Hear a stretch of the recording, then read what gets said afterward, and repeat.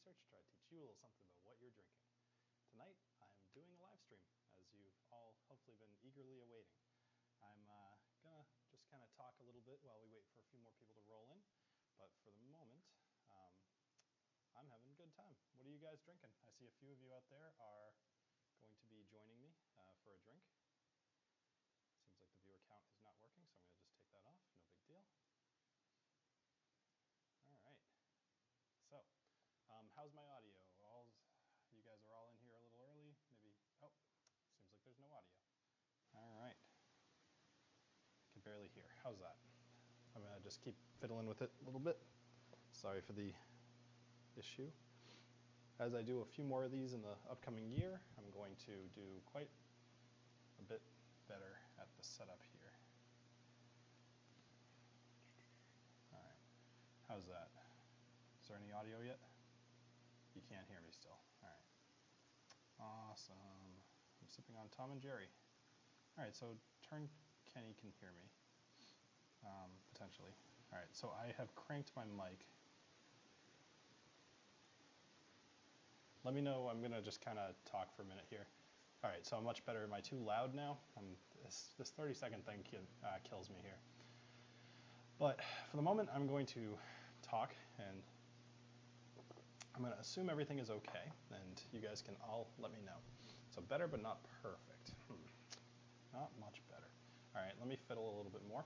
This is also a brand new computer, so that comes with there's a lot of hissing. That's probably from this guy here. There's not a whole lot I can do about that at the moment. Ah, darn. All right, sorry, that's probably killing your ears. Okay, let me fiddle with this. You can hear me, all right. So, while I fiddle with this, why don't you all let me know what you're drinking tonight? Boost my mic a little bit more. I'm gonna guess that I'm super loud now, but you let me know. So, I'm gonna wait for the audio to work properly before I go into exactly what I'm doing tonight, because I'm pretty excited about it. Negative 35 degree with wind chills. Oh man. That's ridiculous. It's really cold here, but nothing compared to that. Actually, I can't even say it's really cold here. It's like mid-20s. That's like t-shirt weather around here. How's my audio now? I'm guessing it's much better. I really cranked it, so I'm gonna, all right, much better sound. Cool. All right, I'm gonna go with that. Thank goodness I'm decent at computers. All right, so now that we've got, wow, 21 people in here already, I'm pretty psyched about that. That's great. Certainly helps to do things a little ahead of time, huh? So my plan at the moment is to try to do these on Wednesdays. Now, I don't know that it's going to be every Wednesday, but I'm going to try to make it only on Wednesdays. That way, at least if you are interested in watching these in the future, you can prep for them. That being said, when I know I'm going to do one, I'll try to make an event at least a day in advance, probably a couple days in advance. So that it should be a little easier for you to come join me, because I love doing these things. They're so much fun. All right. Awesome. Thank you guys all for confirming the audio, and for those of you watching on the future video on demand, I apologize. I'll probably even put like a little annotation telling you to skip, but all right. Dickhead shirt. You certainly can. In fact, you don't even need to start a petition. I can just make that.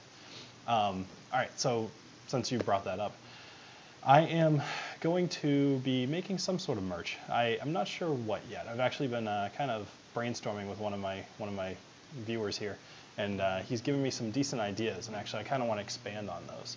Now, I do have a few fun ideas of things that I personally can make. Now, you might say like, ugh, but no, I'm a pretty decent woodworker, and I can generally make things. So I've got like this idea for like a coaster set. And, you know, in general, I'm happy to do all the normal stuff too, hats, t-shirts, pins even if you want. But I'm curious, have you guys seen any cool swag out of any of the other whiskey channels that you watch? Because I'm not above, you know, taking some inspiration from them. All right, let me increase the size of this chat so that I can actually read it. That's not going to be a good idea. All right, never mind. All right, so it's been 5 minutes. That's enough time to get enough people in here to let you know what I'm going to be doing. Tonight, I I was graced with a very, very generous viewer who sent me an advent calendar, one of the Drinks by the Dram advent calendars. So I went through about 3 or 4 days, and I decided, hey, he ended up sending it to me probably about 10 days before Christmas, because long story short, either way, it was like really nice and he felt bad about it, whatever. But I only had like 5 of them. So then I was like, why am I drinking these on my own? Even though I'm enjoying them, of course, there's got to be some good stuff in here. Why don't I do a video, a live stream where I do something fun with them? So you can probably see these little black caps here. Terrible audio. All right. So I've got a good portion of these. Let's call it 20 of them. So I'm going to tell you what I've got. I'm going to put them on this little spinning wheel here, which you probably recognize from the intro of all my videos. I built this a while ago. It's got a little rotisserie motor on there, which is what's making it spin. It's got some ball bearings. It's a neat thing. I'm going to put them on there, and then at some random points, I'm just going to reach out and grab something and have that. All right, so sound good? I think that sounds good. Whiskey Dick bar apron, bar towel, hats, the works. All right. Drink. Do you like the band Genesis, Perfect to Whiskey? Yeah, I do. All right, not really. The vault has Glencairn glasses with it. Yeah, that's not very fun. Although they're still pretty new, so I'm not surprised that they haven't. They've had just an obscene amount of fame in a small amount of time, and I get what they're doing. They're actually totally gearing themselves towards like the gamer crowd, just that style of video. And I've considered doing that. It's not my. It actually is my thing, but it's not what I perceive my audience's thing to be. So I don't care. This is much more my speed. I think it's fun to do these things kind of slow, informative, chilling out, having a drink versus like whoa, hey, drinks, blah, blah, so it's not really what I want to do. All right, let me tell you about a few of these drinks here. So we've got the Glenfiddich 15-year-old Solera. So I'm going to put them on here as I read them off and try to space them somewhat equally. We've got Blanton's Gold Edition. It's a bourbon. We have Dalwhinnie 15-year-old single malt Scotch. We have, and these are like awesome, by the way. I'm really excited to drink a lot of these. Glengoyne, I'm hoping I'm saying that right. Glengoyne 12-year-old single malt Scotch. Compass Box Spice Tree Extravaganza. That one I'm pretty excited for. I almost bought that actually somewhat recently. Woodford Reserve Kentucky Bourbon. You guys all know I love that. If I pick that, I actually have something else I'm gonna do with it. The Macallan 18-year-old 2017 release. Now, I've had the Macallan 18 before. In fact, if you've watched my video on what is it, decanting whiskey, which I'm sure a lot of you have because it just hit 100K. Yeah. I talk about that one in particular as being something I was afraid to finish, so I ended up keeping it around for like almost 2 years, and the flavor profile just completely changed. Anyway, so Macallan 18. Fantastic. Now let's see what's going on in here. Whiskey Dick Speedo. Eric, I go back and forth on my opinion of you. All right, let's see. All I can say is nobody wants to see me in a Speedo. Let's see, what else? Idea of an apron would be great. Can we wear it while grilling and sipping? Yeah, I like that. Do you have a Scotch calendar or the whiskey calendar? I had the Scotch calendar and thoroughly enjoyed the experience. That's a really good idea. Huh. I like that a lot. Wow, I've got 30 people in here. Hell yeah, I think that's a new record for me.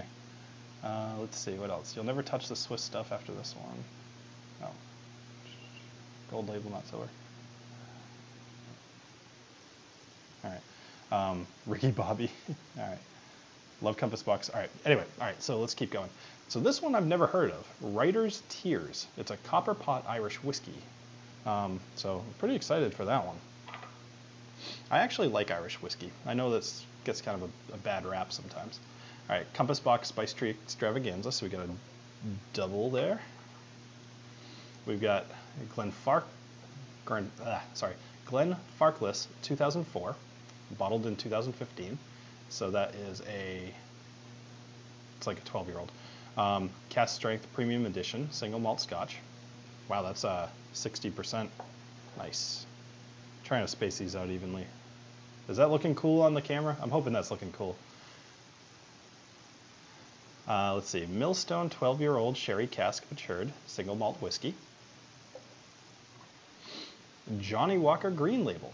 All right, here's a question for you. Actually, you know what? I'm going to save that. I'm going to put that to the side for the moment and I'm going to ask you guys a question. All right, Talisker 10-year-old. That's one I know and love. Well, I won't say love. I like. My dad actually loves that one. It's one of his favorites. All right, Glenfiddich 15-year-old Solera again. So that's good. I actually like having duplicates. We've got Anika blended whiskey. Does anybody know anything about Anika? I actually don't. I've seen it, but I don't know, just based on the label, it looks like it's going to be a blended Scotch, but I know nothing about it. Does anybody in the chat can fill me in on Anika, Nikka? I've seen the jokes of Black Anika, but, oh boy, all right, this is a good one. Glenfiddich 25-year-old rare oak single malt Scotch whiskey. I'm going to put a little disclaimer. I'm planning on drinking 4 of these tonight. If this ends up being the number 4, I'm not going to drink it because I don't think that I'm going to enjoy it. So I will take that off after maybe like my second one. All right, I think I got some space right here. Anika is Japanese. Okay. I had mentioned that to somebody the other day, but I just didn't know. Now that you mention it, those are those little Japanese lions on the thing, but they look kind of like the Scottish ones too, so whatever. All right, Kilchoman Loch Gorm 2017 single malt Scotch. Over here. Blend of Yamazaki and Hakushu. Hakashu. All right, what's going on, Swami? That's a great bunch of samples, Bill. I've got a couple more here. All right, so we got Glen Scotia Victorian single malt Scotch whiskey. I do not know anything about that one. Trying to space these. All right, and we've got the Teeling single malt Irish whiskey. All right, I'm gonna wait for that to come around here. You're thinking Hibiki. All right, yeah, Yamazaki's good stuff. All right, so here's my question.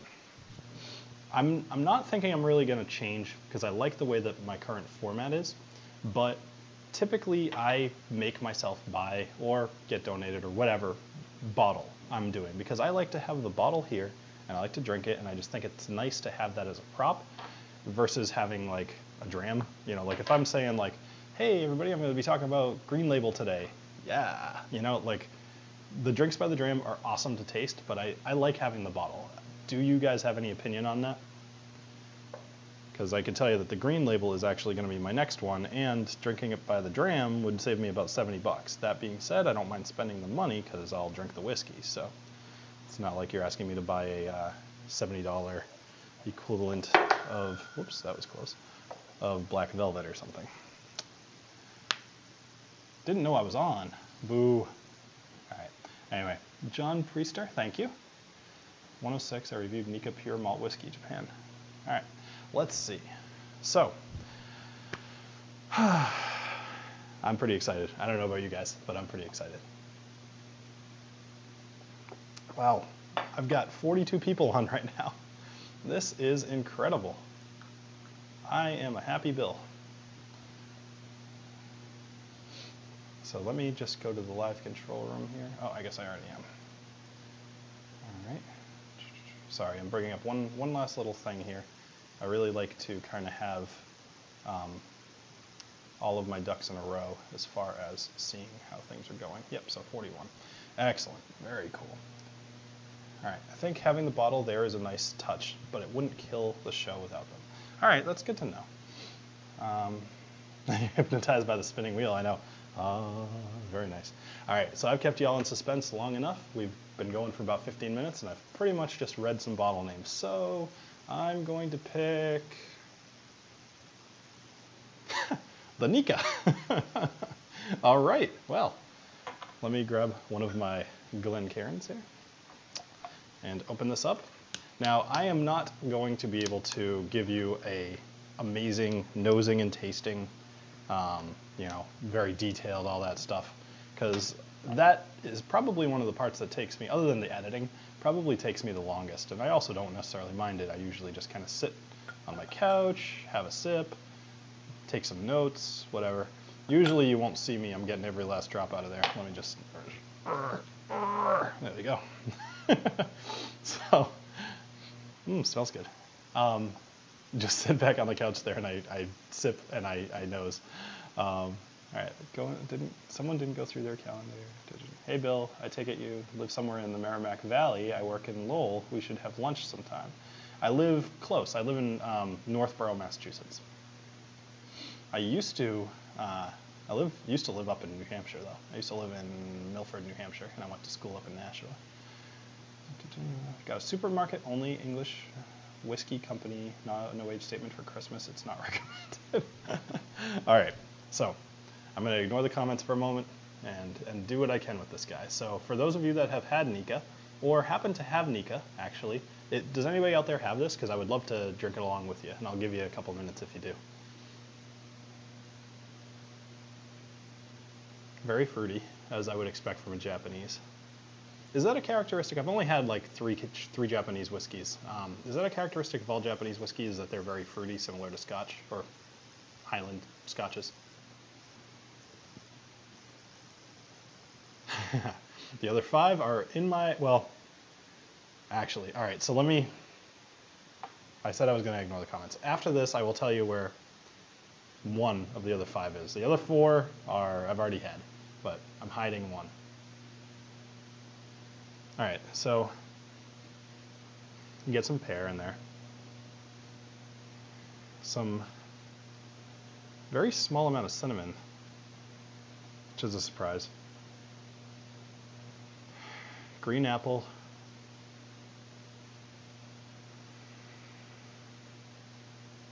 Maybe a little bit of plum.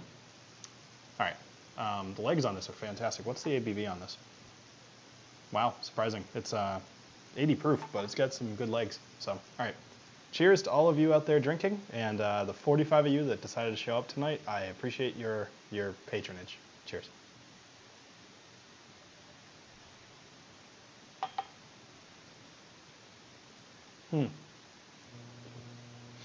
There's a little bit of bite to it, more than there should be at 80. It's not super pleasant right off the bat. It's not bad. It's reminiscent of like a 12-year-old. Actually, no. It kind of reminds me a little bit of Johnny Walker Black, actually. Not the double black though. But that's weird because it didn't smell like that at all. You drinking beer? Of course you are, Swami. Let's see. I'm curious about anybody else's take on Nika, because so far I'm a little unimpressed. I'm actually a little sad about that. Japanese whiskeys so far have been very good for me.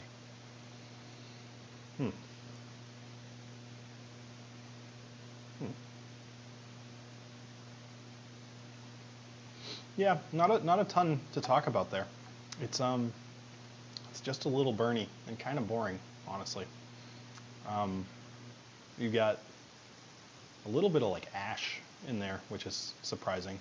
There's a lot going on in here that I don't quite get. It's a little oily too, but anyway. Does anybody out there like the Nika? I'll have to try the black because I've heard a couple people now talking about it. Move to the USA and have to wait 2 years to drink again.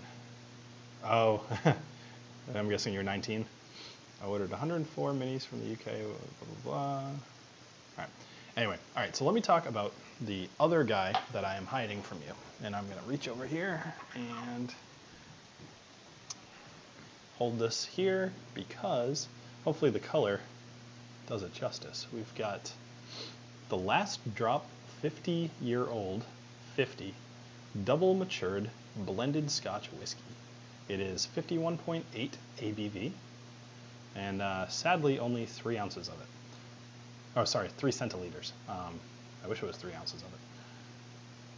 I'm very tempted to have this be one of the few that I do an actual episode on where I only have the dram. Yeah, I know, it's a little hot. I was a little surprised, although it's my first drink of the night too, so that could have something to do with it. But even the second, it didn't burn, but the second was just kind of oily and not great. Yes, 50-year-old, I know, crazy, huh? I've got this guy, his name's Eric. He is an awesome, awesome contributor to the show. He supports me in every way, so he is the one that sent me this advent calendar and is pretty much the reason that I'm doing an episode tonight. So cheers to Eric.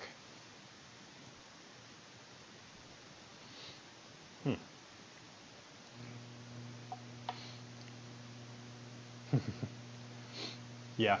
Oh, you know, that's a really good idea. I should save it for New Year's. But then I won't do an episode on it. I don't know. Now I'm tempted. What is more important, my personal enjoyment or doing an episode on a 50-year-old whiskey that I can't possibly appreciate? That's a good question. All right. So, let's see, what else? I mostly just wanted to get rid of that one. It's not bad. I would probably buy that for a review, but I gotta say I would probably end up giving it and ignore it depending on the price. Possibly a try it if it's something that you enjoy. All right, so how was everybody's Christmas? Anybody get any interesting bottles for Christmas? I got something I'm actually doing another episode on. As I mentioned, for those of you that watched my episode, I don't know if it was yesterday on the Booker's one or if it was last Friday's episode. Today's Wednesday, right? So did I put out an episode on Monday too? No, I didn't. That was Christmas. So I think it was last Friday. I mentioned that I was going to try to do 4 episodes this week. So I did the Booker's batches yesterday, which, once again, that's awesome. The Blue Knights batch, if you can find the 2017-02, just get it. It's awesome.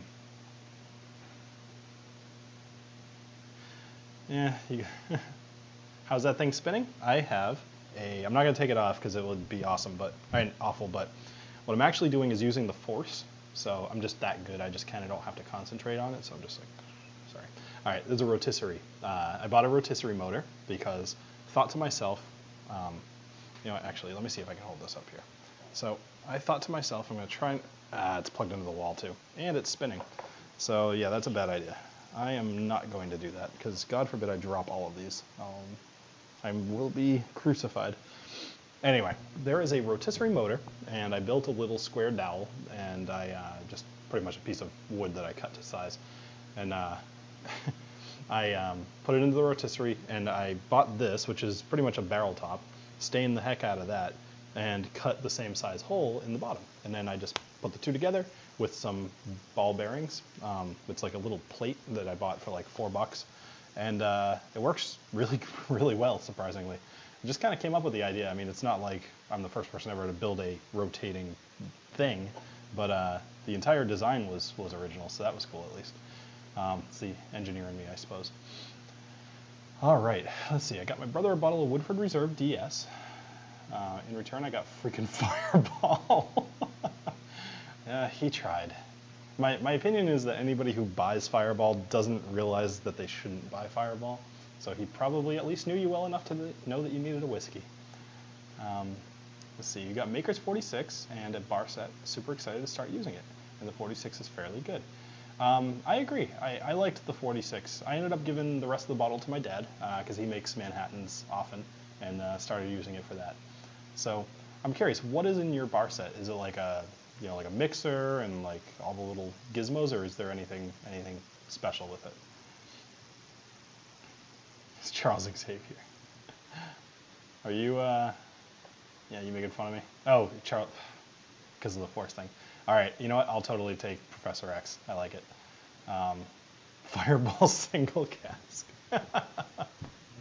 All right, I am going to put this away before I mistakenly drink it. And I am going to, all right, let me ask a question. And as soon as I see the first answer come up, that's correct, I'll reach over and pick one. It's going to be a super easy question for this one. Let me come up with something good.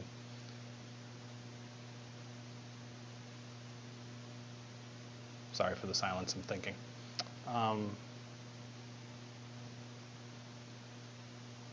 Okay. Like I said, super easy.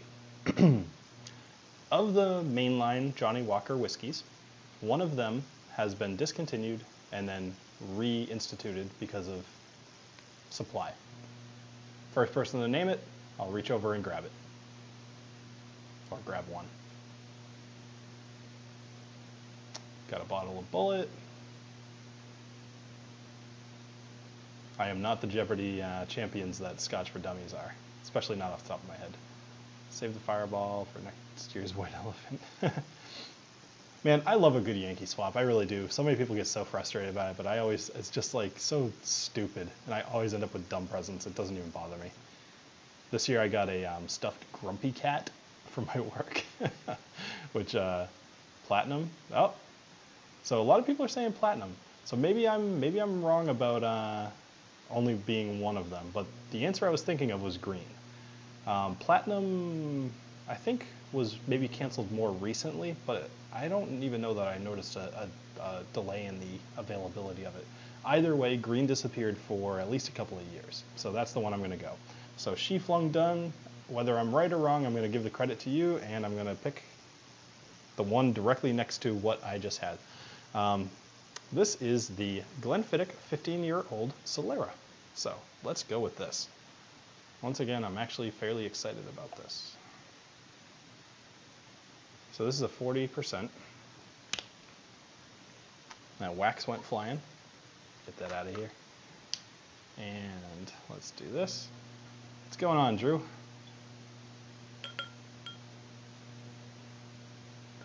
All right.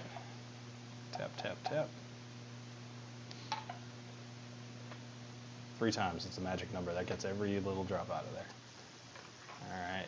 So let's give that a moment to breathe. See what else we got. I got an official Red Ryder carbine action 200 shot range model air rifle with a compass in the stock, and this thing tells time. And this thing that tells time. Ooh, that smells good all the way from over here. Green, green, green, green, green. Yep. The peated version of what? Pretty bad hiss? Oh, Drew. You suck. Is everybody else getting a hiss? I'm pretty sure it's from the motor here. I mean, I can move this a little further away. Maybe that'll help. But also, I was told to crank my audio when I first got on. So if you all don't mind waiting 10 more seconds, I'm going to fiddle with it one more sec. I'm just going to undo the boosting of the mic here. Down to 10. All right. So I'm also going to give it just a minute, and you guys can let me know if that really kind of affected it. It should have been a decent jump, but if you can hear me clearly, then I'm fine with it, because it will eliminate a lot of background noise. It's not bad, and it's not the motor. Okay, so it's not the motor. It's just the hiss. Okay. Nice. All right, so Kitty Go 3K GT. That's a heck of a name. Well, I'm sorry that you didn't get any gifts this year, but it sounds like you were able to treat yourself well. So, cheers to you and your good taste. Fix the buzz. Oh, whatever. I don't care. All right, you guys can all hear me. You can hear me fine enough. If you have to deal with the buzz, I apologize. I do still need a better mic for doing this kind of thing. This mic works great for my regular reviews because I can fix it in post a little bit, but getting like a Blue Yeti mic or something like that, something like the Scotch for Dummies use, that would be nice. All right, so this is the Glenfiddich 15-year-old Solera. So let's see how this goes. Swami, I'm ignoring you. Just a little lower. Should I put the audio back up? I really didn't want to have to concentrate on this, but I also want you guys to be able to hear me. So for anybody watching and in the future, I really apologize for the audio, and I will be fixing it just as soon as Google pays me this month. I have been doing very, very well off the ads, so for any of you that have clicked on an ad before watching my videos, I appreciate the help. And for all of you, of course, the patrons, that is always a huge help. And anybody out there that's thinking about it, a buck goes a long way. You'd believe it or not, it really does. You know, if there's 45 people in here, if half of you did a buck, that's $20, $22 extra. That puts me at almost a bottle a month. That's really, really good. So anybody out there that wants to contribute, I'd be very, very happy to have you.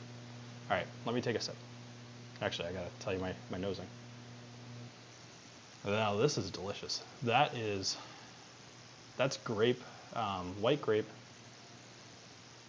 fruit all the way once again. I'm gonna have to pick a bourbon next time. Man, that is a beautiful smell. Any of you that have ever smelled the 15-year-old? I've got honey. I've got just very light fruit. And there's something else there that I'm having trouble placing. It's almost like strawberries, which is not a thing I've ever smelled in a whiskey before. So anyway, cheers.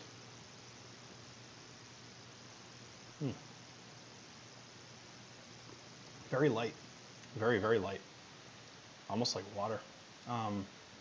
The taste is good, but it's extremely subtle. Surprisingly subtle, actually. There's almost nothing to that. It's like drinking air.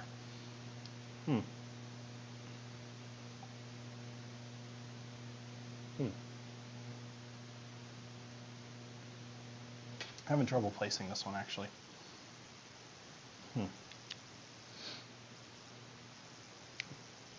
Oddly enough, with the light and everything, and the grapes, I'm tasting some black cherry in there, and get a little bit of oak, but not a ton. It's a little bit oily once again, but it's very tasty. I'm going to sip on this for a little bit. So I know I put that the stream is going to go till 10. The stream is basically just going to go until, I've done my 4 drinks here. I apologize for the mystery review, but as you can see, this was a little bit more fun to keep a secret. So, all right. Let's see. So, actually, yeah, that's a good point, Drew. So for those of you that came in late, basically what's going on here tonight is that one of my viewers gifted me a Drinks by the Dram advent calendar. I went through 4 of them myself, just over the holidays. I'm keeping one as a secret to myself. That's the Last Drop 50-year-old double matured blended Scotch whiskey, which the peanut gallery here, or sorry, the group of dickheads in the chat here, they have decided I should drink it on New Year's Eve. And actually, I love that idea, and I think I'm going to do that. So I will not do a review of that. Check my social media though. I'm sure I'll give you guys my impression. It'll probably just be a bunch of exclamation points or a bunch of sad faces. I don't know. Maybe it'll be a letdown. Who knows? 50 years is a long time. Excuse me. It's gonna beat anything I've ever had by at least 20 years though. So what I did is I unpacked the advent calendar and I read off all the names and I placed them on here, and now we're spinning and I'm just randomly picking them out as we're chatting. So, all right, let's see.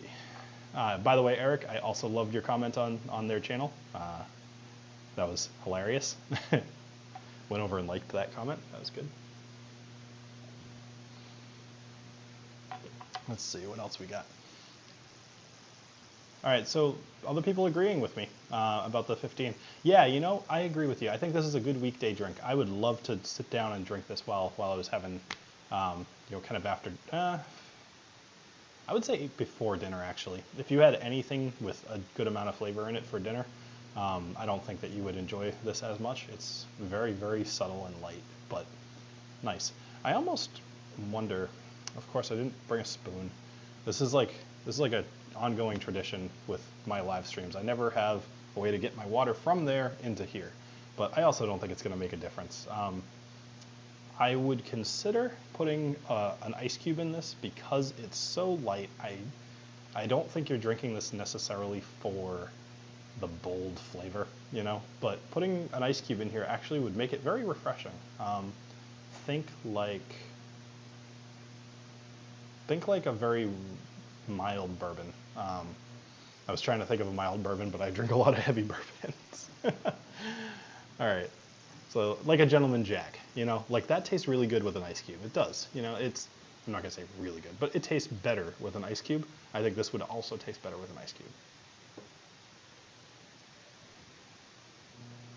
Yes, Swami, you are a dickhead. What other social media are you on? So I've got Twitter and Facebook. I don't really do either one all that much. I'm in Twitter a lot, but that's more just like a chat system that me and a few of the other guys who, at the moment, it's kind of the halfway mark.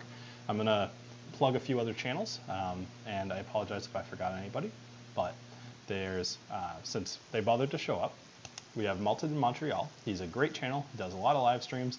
He considers himself, which I think hilarious, kind of our precursor live stream interviewer, as he has a lot of people on his channel before the rest of us get our hands on them. And sometimes it doesn't work out so well, like 2 weeks ago, but sometimes it works out very well. Then we have Scotch for Dummies. Oh, by the way, so Malted in Montreal.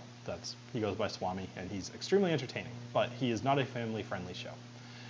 Then you have Scotch for Dummies, who are a great group of 4 guys, and they kind of do their own reviews. They also have a live stream every Thursday night, and they've been doing this Jeopardy game lately. That's really fun. They were also the first people I ever appeared on outside of my own channel, so they'll always have kind of a special place in my heart. Then you have Scotch Test Dummies, who are awesome. They are there's these 2 guys, and they've been doing forever, right? So they've got some like I think they just hit their 400th episode, and they are thoroughly entertaining. I'm trying to think of other things to say, but if you want to get a good idea of their sense of humor, check out their most recent version of the Phenomenology from Compass Box. Very funny. All right. So then we got Whiskey in the Six, who I think he's grown his beard back. If he didn't, he should. I'm pretty sure he grew his beard back. Yeah, that's right, because he just did his Christmas episode. He does a lot of stuff, actually. He's got some good hookups, so he gets some really rare stuff. A lot rarer than what I get. Some of us, we have to buy our own booze, apparently. So, anybody else worth mentioning? Who am I missing that's worth mentioning?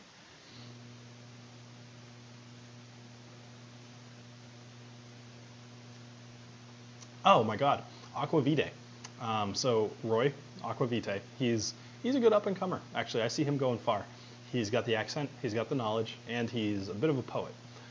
He does excellent reviews, although infrequent, and they are fun to watch. I'm guessing that I've got a very large subscriber base here, so I'm guessing that most, if not all of you, are probably also subscribed to them, or at least maybe know about them. But either way, if I can throw some viewers over at them, I think just all of us together.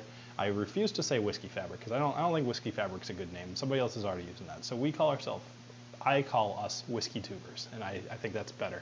There's already Beer Tube. We should be Whiskey Tube. We should take that name.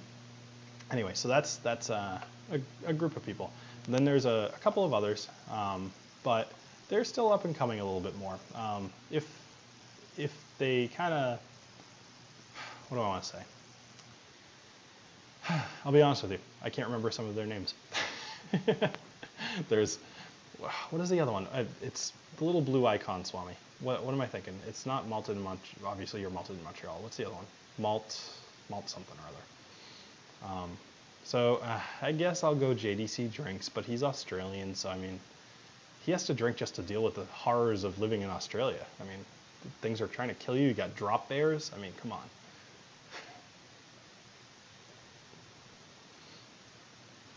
You found me by accident, huh? Well, I don't mind that. He just did 4 Roses reviews. Check them out. The whiskey. I'm not saying that, Malted. I like being monetized. All right. So I am droning a bit. Let me finish this guy up. This, in my first opinion, I would say try it at a bar. If you like it, you should buy it. I don't know the price here, though. So this is the Glenfiddich 15-year-old Solera. Plop. Malted Man Cave. Thank you. That was the one I was trying to think of. So I was just about to grab another one. I don't know. There's something about this particular little space here that is just drawing my attention. All right. Animals with pockets. Animals with pockets. Yeah, carrying around their kids and stuff. Who knows? All right. Here we go. This one. What are you? Ooh, McKellen 18. Now, here's the problem. I'm on the fence about having this. Now, do I go with luck? I mean, not luck. Do I go with chance and drink the one I picked, even though I've had it before? I think I do. All right.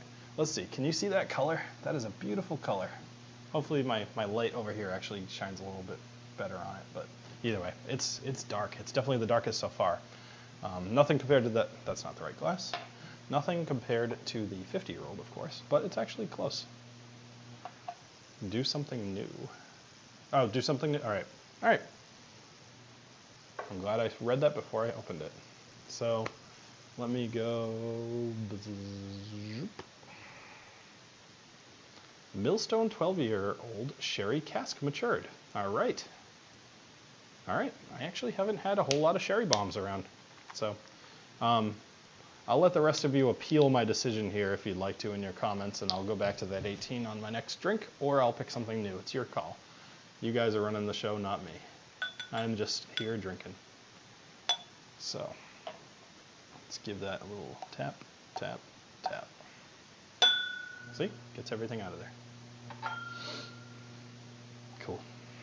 Single malt review, I agree, they are excellent. Ooh, that's totally different. What is that?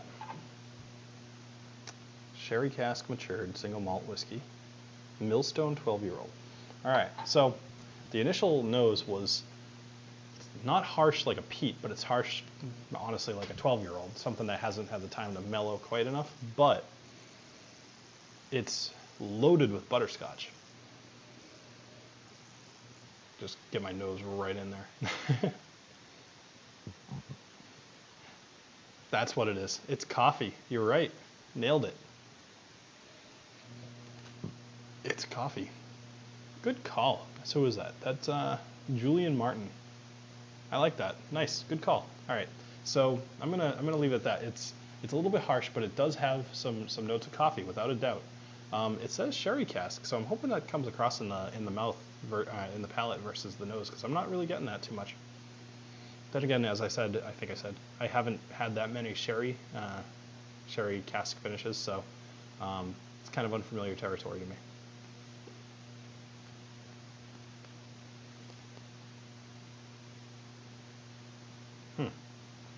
It does. Yep, that's the flavor I remember. So that is delicious. That is a sherry bomb if I've tasted one. That's delicious. I'm definitely a sherry fan. I have no problem with that, but I'm also a wine drinker, so it's not really a huge surprise. Not nearly a sommelier like Eric or like the Whiskey Vault, being their sommelier selves, but, whatever. Oh, sorry, my fault. Only one of them is a sommelier. All right, so of the 3 bourbons, which would you recommend as a start? Maker's Mark, Knob Creek, or Four Roses? All right, so I'm gonna up the Four Roses to the small batch because the yellow label, although it's a decent beginner bourbon, I think if you're considering the other 2, you're probably not quite at the level of a Four Roses yellow label. Yeah. So I'm gonna up that to small batch. In which case I would recommend the small batch, but those are very, very different bourbons in my opinion. The Maker's Mark would be my choice, I think. But I think that's because I typically view Maker's Mark as being more complex of the 3. And I like complex whiskeys. I like when I take a taste and I taste like 5 different things immediately or one right after another. Same with the nose. I found Maker's to have a lot to say. So that would be my suggestion, John. The breakfast whiskey. Man, I got my wife a new coffee maker for Christmas, and I have been having all kinds of coffee lately. We have this place near us called Armino's, which is really, really good. So if you live anywhere in central Massachusetts, look up Armino's, A-R-M-E-N-O-S, and check them out. They are a local coffee place, and they kind of like import all this stuff. They I don't know anything about coffee, but they roast it all locally and do all their own stuff. And it is absolutely delicious. Anyway, so I've been having crazy amount of coffee lately, so I can truly appreciate a whiskey with a coffee nose. I think I'm going to put this one aside, because I think a 12-year-old should be relatively affordable. I think I'm going to find this one and try to do a review of it. So I'm going to put that up there. And when I'm cleaning up later, I'm sure I will forget why I put that up there, and I will throw it away. So here's a question, actually, I've gotten several times lately from my channel. What do you all do with your empties? Do you keep them, or do you throw them in the recycle bin / trash, or do you do something else with them? Personally, I recycle mine. I have the room, but I don't have the room to store them. My bar isn't huge, nor do I really personally want to just like, you know, display all of my empty stuff. I'd rather display my full stuff and offer that to people. But I'm curious what the rest of you do. Certainly in college, and you know, maybe out of college, I would keep a couple empties around just to be like, hey, I had a thing, but nothing I was drinking back then was all that impressive either. Let's see.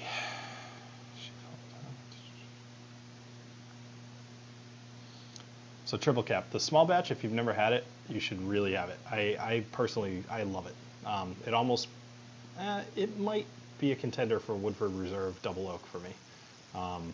They're totally different, but in my mind, like if I'm like, I want a bourbon, it will either be Woodford Reserve or Woodford Reserve Double Oak. But that small batch is like right there. I've got a little bit of nostalgia / sentimental value tied to it, so I can't say I'm totally separated from it, so that might be why it's a contender, but I really, really like it. Comes a 12-year-old Millstone's Dutch, matured entirely in sherry cask. Expect some of those scrummy, sweet spiced notes you get from favorite sherried whiskey. All right, so I'm guessing that's okay. My rotating table just farted at me. Stop it. All right. Wasn't it? Wait, isn't Mass a dry state? Dear God, no. No, Massachusetts is not a dry state. Can't buy alcohol on Sundays maybe, or like parts of Sunday. I think it's parts of Sunday at supermarkets. Like that's about the only limit we have. Speaking of dry states, so I have a story. So I once went to a what do you call it? A wedding. Can you guys hear that? It's awful. It's super distracting. Let me rebalance a couple of these things. So I think I need to like oil my ball bearings here. I've been using this table since I built it. I want to say probably like a year and a half to 2 years ago. All right, so those are rebalanced. So that should help. Anyway, so I went to a wedding when I want to say 22 or 23 in Kentucky. And Kentucky is a dry state, really, which is hilarious because they make so much stuff. Actually, I don't think it's a state. The county that I was in, Bowling Green County, yeah, they are a dry county. So I'm sure you've all been to weddings. I'm sure that you understand that they're pretty much like open bar and go have fun, get drunk, dance, fun time, right? Have you ever been to a dry wedding? Because those are less fun. You pretty much realize the pomp and circumstance of the whole thing, and you start being like, hey, we're all just kind of here. I don't know a whole lot of people. This isn't super exciting. Let me just say, although it was a very nice wedding, and I'm very happy they invited me, it was probably the shortest wedding I've ever seen. Anyway, it was fun, but it was very weird to be in a dry wedding. All right, let's see. 85 bucks a bottle, really? All right, people are saying recycle the empties, keep the cool empties, but I'm broke as a joke, so that doesn't happen often. I'm sorry to hear that. I used the bottle collection that I turned into a large chess set. That's interesting. I had half empty, half gallons of Heaven Hill, and Vladimir for pawns. The text is very small. So as I mentioned, I got a brand new computer.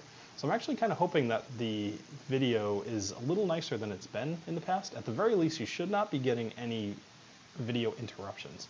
My last computer couldn't even connect to 2.4 gigahertz Wi-Fi. So yeah, that was part of the reason I had some issues. I will say they have an awesome marriage. But yeah, they are still married. Dry wedding, drink tobacco. Yeah, right? So, I don't know. Had I had a flask back then, I probably would have brought it and, you know, been the life of the party, but I don't know. I remember sitting there with like, it was me and a few other people from college, so like we flew out there specifically for the wedding, although we were there for a few days around it as well, and we ended up doing like all these really cool things. But it was unique. Actually, it was my second time to Kentucky. The first time I went was for the same guy. He grew up there, right? So we went to Mammoth Caves, which if any of you have ever been to Kentucky for the Bourbon Trail or whatever, I hope that you took time to go to the Mammoth Caves because those are freaking awesome. It was like 4 hours below ground just walking through caves and knowing that you've got like, you know, 100, 200 feet above your head of just whatever.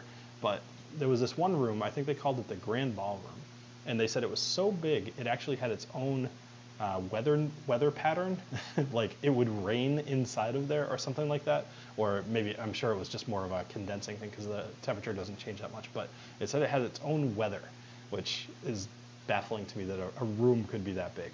But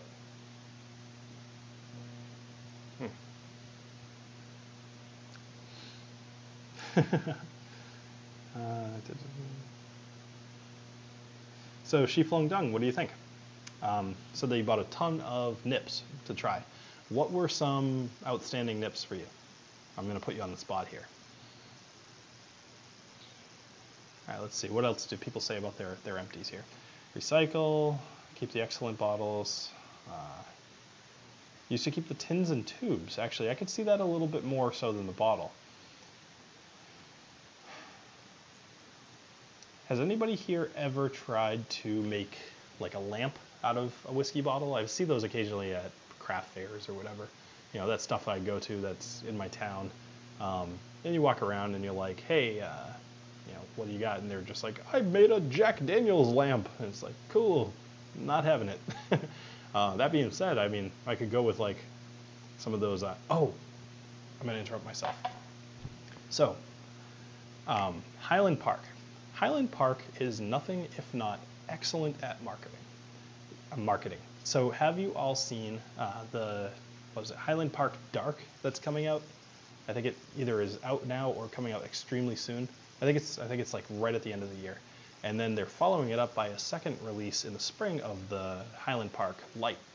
And they're, I believe, I'm going to get my facts here totally wrong. They didn't seem extraordinarily aged. I don't think they were 12, but I think that they might have been like 14 years. Excuse me. Either way, I see their stuff, man, and it's like, I don't even care what it tastes like. Like, their packaging for all of their Viking stuff is awesome. You know, like, have you seen the Midgar Serpent one? It's like this little triangle of wood, and it's got the little Midgar Serpent, like the snake thing, just kind of weaving up, and it's got the bottle in the middle. And man, I don't even care what that tastes like. It sounds awesome to me. All right, let's see. Hate this. I heat then stretch bottles. Okay. Your name is Anus McBain. Okay. The dark is already out. Okay, I wasn't sure. Let's see. Blanton's Gold. Now that is in here somewhere. So that was something that stuck out to you, huh?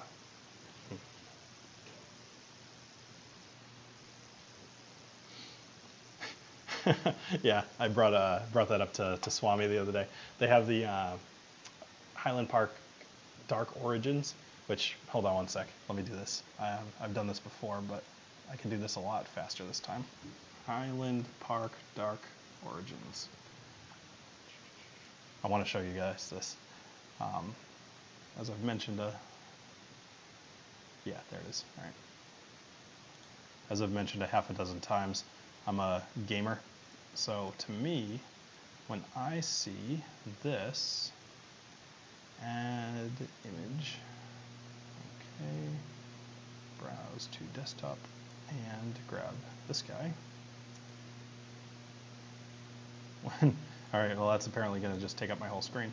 When I see this, I see Assassin's Creed. I don't know about the rest of you, but that looks like Ezio to me. So I started calling that Highland Park Assassin's Creed edition. Swami told me he was going to steal that from me, but now I'm stealing it from him.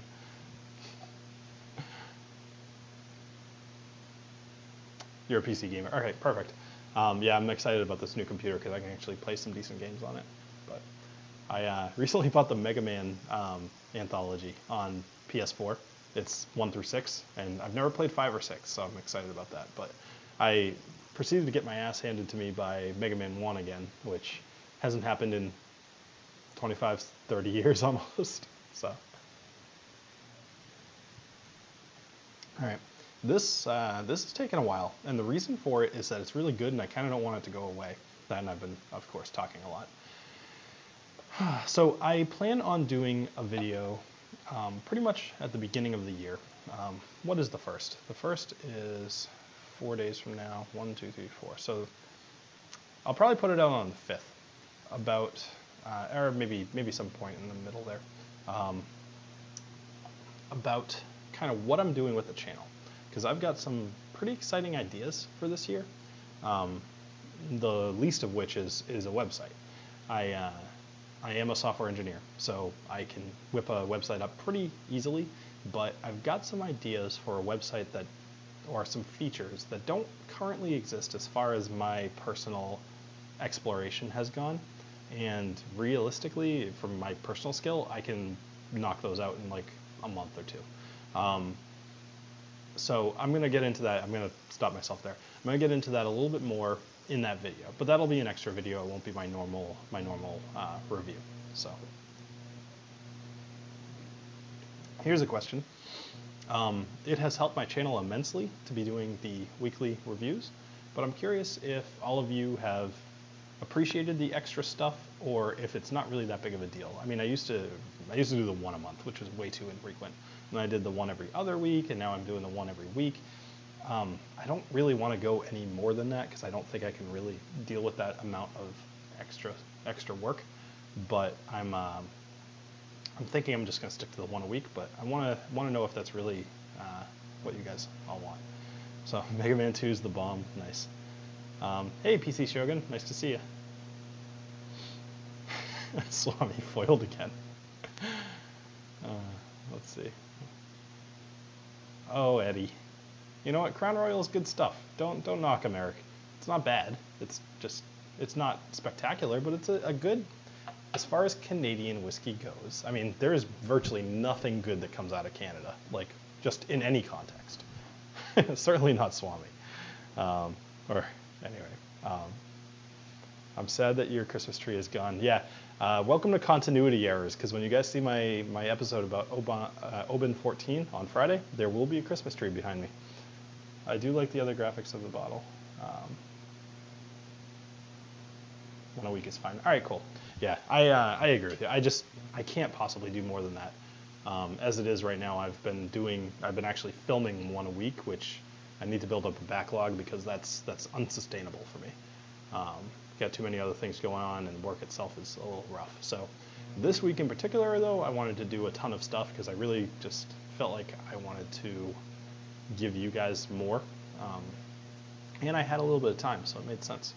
All right, let me finish this off, because I want to grab that 4th one. I've got technically 3 more minutes left in the stream. I'm going to go long, so yeah. Ooh, that's an interesting idea. Poutine is, oh, okay, all right, I take it back. Poutine is good. I had that very recently for the first time, and it was delicious. Love the weekly reviews. All right. See, part of my problem is that I keep doing new distilleries, and at some point I'll run out. Not for a while, but at some point I'll run out. And then I'll be able to keep doing the quick hitters, which are like just the whiskey and just the nosing and the tasting. Those are 100 times easier to do, because it's really just my own research, you know? It's sit on the couch, have something to drink, write some notes about it, and then you know, maybe like double check with some of the other sources that there isn't something obvious that I missed. I mean, you guys watch me for information, but I'm no expert. You know, I'm getting better, but there's other people who are like, this is their job. You know, so I'll go look at Master of Malt or whatever and see what they recommend as the nose and the taste, and I'll kind of double check what I've got. You know, for example, if they're saying like you should really taste butterscotch in this, and I've got like lemon, you know, like I might be like, let me try that again. It's also part of the reason I like to buy the bottles. So I usually drink like 2 or 3 drams before I really have a good opinion on what my nose and my taste are. And I try not to be influenced, but I also feel like I owe it to other people to almost crowdsource the notes and the taste, because I don't want to just have it be me. As you've seen from a couple of these, you know, like right on the spur of the moment, I'm like, 2 or 3 things, you know. There's a lot more to whiskey than usually I can present in the first couple minutes. All right, let's see what else we got before I pick another one. The Vault guys had something on their Biscuit channel about how they record theirs 4 at a time. Yeah, I mean, I've done that before. I love doing that. There's a big problem with doing 3 or 4 whiskey reviews in a row, and it's not just necessarily the time. It's the fact that you're drinking 4 drams, maybe 5 if you have a bad take. I mean, you've all seen my videos, right? So like, picture the nosing and the tasting. So, all right, guys, let's get to the nosing and the tasting. Well, this, let me nose it. All right, cool, let me taste it. That's great. All of a sudden, I flub a line. Crap. Now I usually have this big old glass of whiskey over here, and I'll dump it in there, because I like to start with an empty glass. And it's very, very rare that I'll screw this up nowadays, but it is common that I'll do like 2 takes on a nosing and the tasting. It's uncommon for me to do more than that. But what I'm getting at is if I did 3 or 4 episodes at potentially 2 takes per drink, that's basically like 6 drams or maybe 8 drams that I'm drinking in a night. That's not a good way to give you guys quality. It's a good way to do a live stream, as you can see, but it's not a good way to give you guys quality. All right, so yeah, exactly, getting hammered and silly. My thoughts on Oban 14, I think you're gonna have to wait till Friday for that, but short thing is that it's good.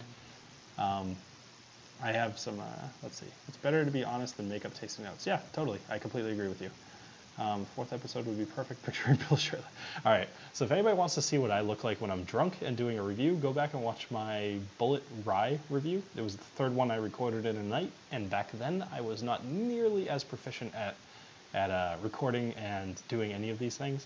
It was probably like, I want to say, honestly, like 10 or 12 sips in, so let's call it like 5 drams. Like I was doing pretty bad. I think my Bullet review was like 5 to 7 minutes. My Bullet 10-year review was like 5 minutes, and my Bullet Rye review was like 3 minutes because I'm just like, so yeah, smells like spice. Tastes all right. Actually, I really like this. All right, cool. Bye, guys. Like it's that bad, and because of that, I've prevented myself from doing more than 2 or 3 in a night. All right, so let me get.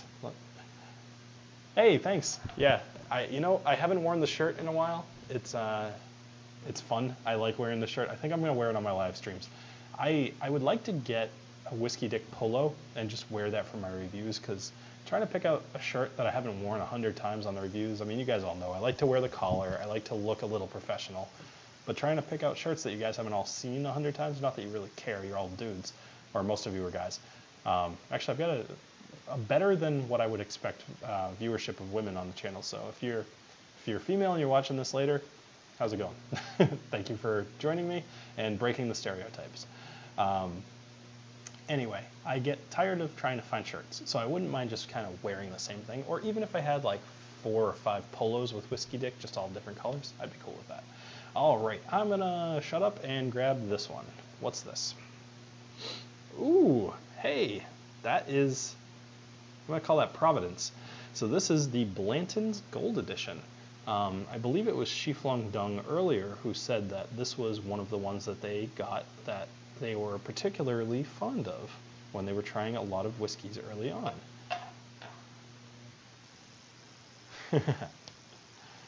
If anyone wants to see me drunk, check out every live show I've ever done. That's Swami. Oh shit. Oh boy, that's terrible. All right. Let's do this. I have a clean glass right here. Oh man, talk about live and the perils of doing so. Oh, that's awful. Although that's kind of funny. Because of the angle, it kind of filled itself back up. Oh man, did that really just happen? Well, I can smell it already. Let's just move past that. We're all gonna forget that happened, and I'm totally. Man, that's awful. I don't think I've ever done that once in my life. All right, let me get every last drop out of there. There you go. Nice recovery, thank you. Oh man, all right. All that Patreon money, and you cannot buy shirts. I can buy shirts. I just haven't bothered to do so. Anyway. I also spend most of my Patreon money on buying whiskey bottles. So I need to buy a wireless mic. I need to buy actually a few things. I would like to buy maybe like one other webcam, These things are fairly cheap. They're like 60 bucks, maybe 70. I'd like to buy a couple of them, but the most important thing I need is another microphone. I actually have some really cool stuff coming up in January with the owner of Glendalough, or one of the co-owners. He had said that he was going to come on my show, and I've been talking to him about the practicality of that and how we're going to get it done. So I'm pretty excited about that. Why go to another video to see me drunk? Shush. Yeah. All right, so I didn't nose it yet.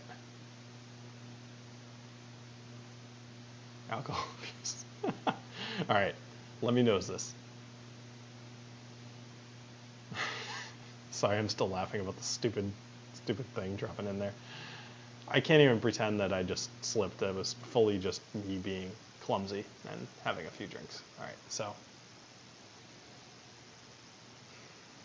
Banana? Yeah, banana. Bizarre. Like banana bread, specifically. It's got a little bit of that like nuttiness to it, as well as just full-on banana. I'm trying to get something else other than that.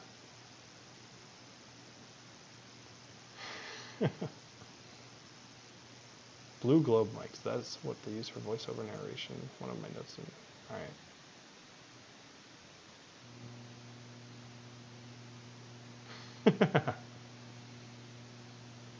Well, so I'm gonna go off of PC Shogun there.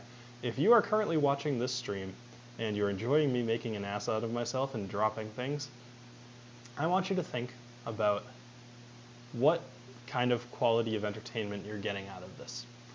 Is it more than you would get out of a movie? I mean, I'm doing this for an hour. The movie costs like 17 bucks. You could just donate $1. $1 every month. That's $12 a year. That's like a breakfast sandwich and a couple of coffees. So check out patreon.com/thewhiskeydic and see if it's worth it. You know, there's a few rewards on there as well. At certain levels, you get a free t-shirt and you get a free customized Glencairn glass. And there's a few other things. The most basic of which basically gets you into the Patreon stream. But at $3, you get early access to all of my videos, which is pretty fun. I get a lot of comments about that. So anyway, all right, let me continue with the nosing because I want to get you guys something other than banana in here. I don't think I'm going to be able to. That is like, I know there's sherry bombs. Is there a banana bomb? I've heard that McKellen 15 smells a bit like banana as well. But all right, let me taste this and see what we got. Cheers. Oh my goodness, this is delicious. Blanton's Gold Edition, huh? Well, I do like my bourbon, but that is phenomenal. I'm putting that aside because I'm gonna buy a bottle of that. I don't know what it costs, but I'm gonna buy a bottle of that and do a review on that. That is amazing. Have you all had this before? Blanton's Gold Edition?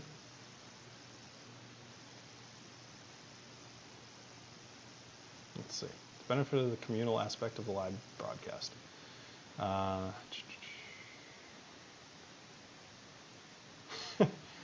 right. Queue in to get more donations. Yeah. All right. Anyway, so wow, this is good. All right. As I typically do when I've had a few of these, try to think of some sort of stories. And something embarrassing from my childhood, perhaps, something silly. Nothing's coming to mind at the moment. But I will tell you another story. Are any of you scuba divers? Just curious. I have been diving since I was 12. I am currently 34. So I've been diving for a very, very, very long time. I've got a lot of dives under my belt, shark dives, you know, not boat dives, like wreck dives, all kinds of stuff. And speaking of banana, it just kind of reminded me of this one particular dive I went on called the Oro Verde. And I believe it's in either Aruba or somewhere in the Caribbean. I'm pretty sure it was Aruba though. The Oro Verde is Spanish for the green gold. Is that right? Yeah, the green gold. And what they did is they used to ship bananas between the different islands. And not just bananas, because that's the gold part, but being as how you are talking about the Caribbean and Jamaica is part of the Caribbean, what do you think the green part was? Because it wasn't the bananas. Excuse me. Now the story is that they would put the bananas on the ship when they were still green, and then they would turn gold. But marijuana was a big shipping thing that they had on the Oro Verde. So what they did is, they would go for a while. They had a great business. They were making all kinds of money, but the captain was making a ton of money off of the illegal sale of marijuana. At least I assume it was illegal. Either way, the sale of marijuana. And there was a mutiny on the ship because they wanted a cut. So instead of, killing the captain or whatever, they threw him into the sea, which may have very well have killed him. I don't remember if he survived, though. I feel like he may have. And ultimately, they ended up crashing, and the ship sunk, and everybody on board died. And I ended up diving on this wreck, and it was very cool. Despite the whole death part, it was broken in half. It was resting on the floor, I want to say about 45 to 50 feet, and it was very, very well preserved. It was probably 70, 80 years old, and it was a very cool wreck to dive on. So I'm curious if anybody else out there is a diver.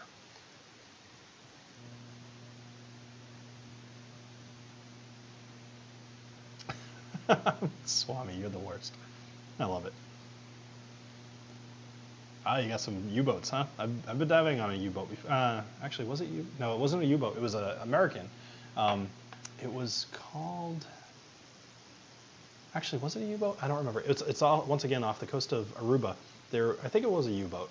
It was captured by America, and it was scuttled by the captain, basically. So once again, actually, oddly enough, it's pretty much the same story.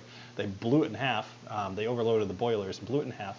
And I remember in particular there was this grouper fish, which for those of you that don't know, is a fish that's, I'm trying to look at the actual stream. It's probably like this big. I mean, the thing is like the size of it's like as long as a Great Dane, if you want to think of that way, at full grown.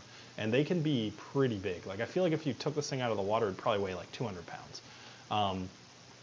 And they had this gigantic grouper down there called the General. And the General was there for years and years and years. In fact, I've talked to other people who have dove on this thing years later, and they were like, oh yeah, totally, the General was still there. So, I mean, this thing is like the boss. And that was another cool one. We actually got to go inside of it a little bit, which they said that normally they don't let tourists go inside, but like the group that we were with was fairly advanced. So they were like, we can go inside a little bit. That'd be fine.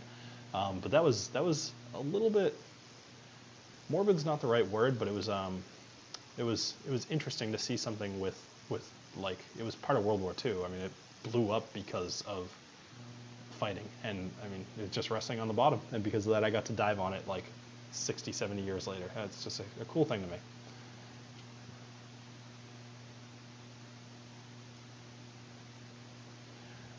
Maybe there is a U.S. sub off Portsmouth, New Hampshire. I actually don't know that. I'll have to look into that because I would love to dive on that, depending on how far out it is. You get a lot of stuff off in the Atlantic that's just really, really far down. Hey, PC, shush. By the way, all right, so I don't think I ever did the tasting notes of this. I'm sorry about that. Let me see.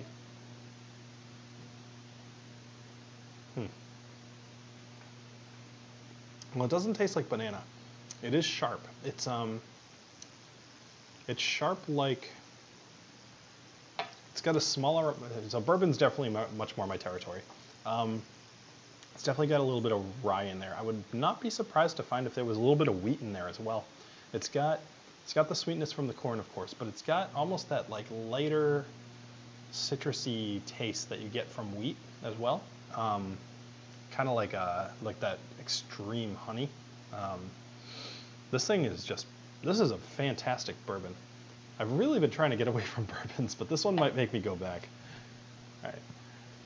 Scuba diving is fantastic, Swami. You really should. It's not hard to learn. It takes like less than a week, and I mean it's a worthwhile thing.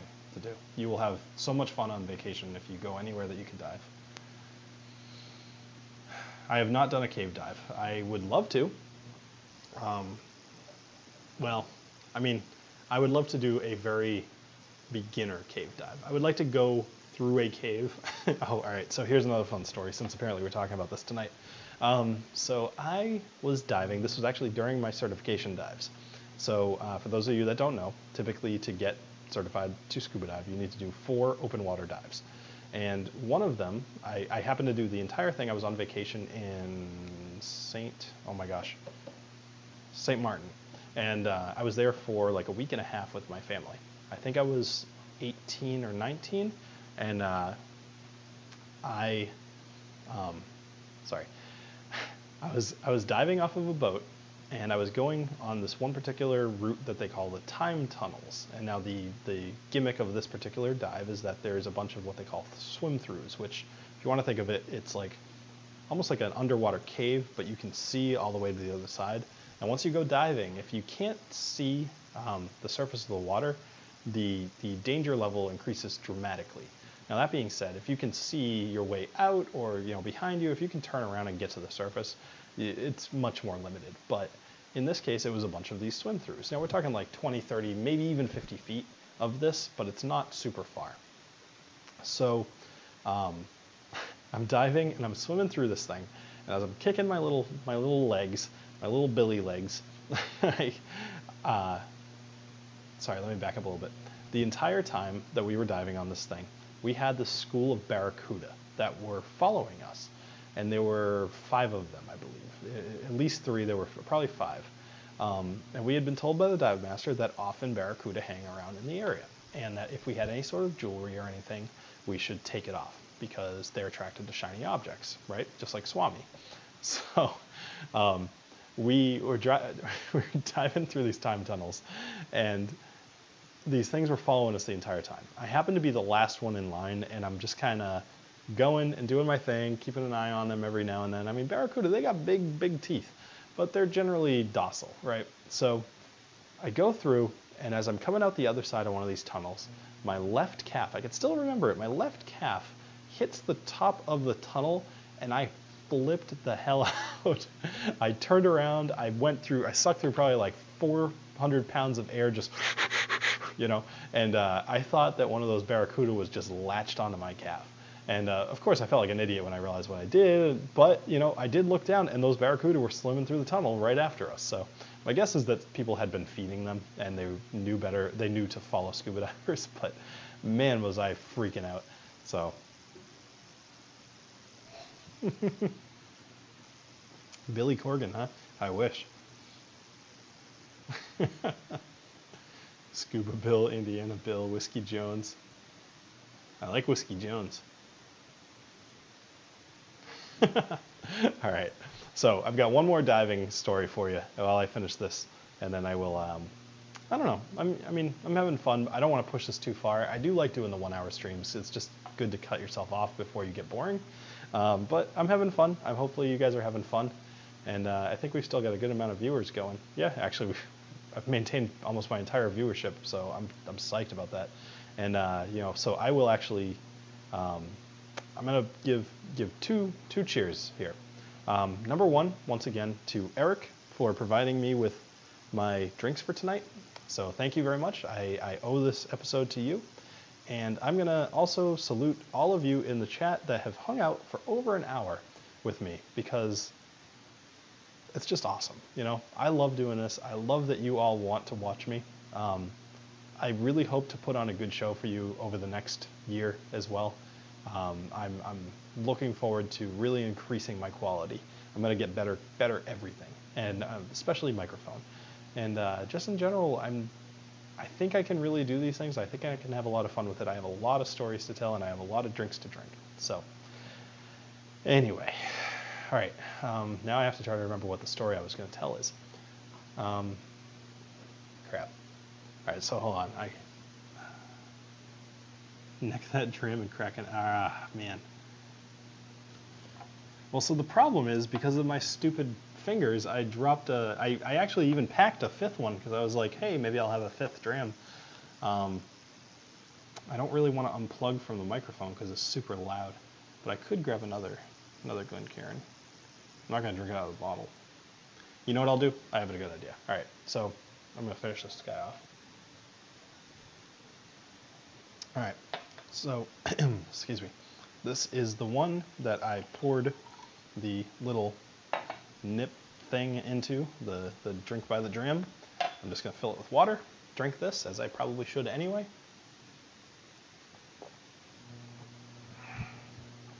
And then I'll pour one in here. Should be clean enough, right? All right. Much better than cable. Well, then, no, I'm not drinking the 2017-02 tonight. I was this close to putting it over there as a special way of going out. Look, watch this, you ready?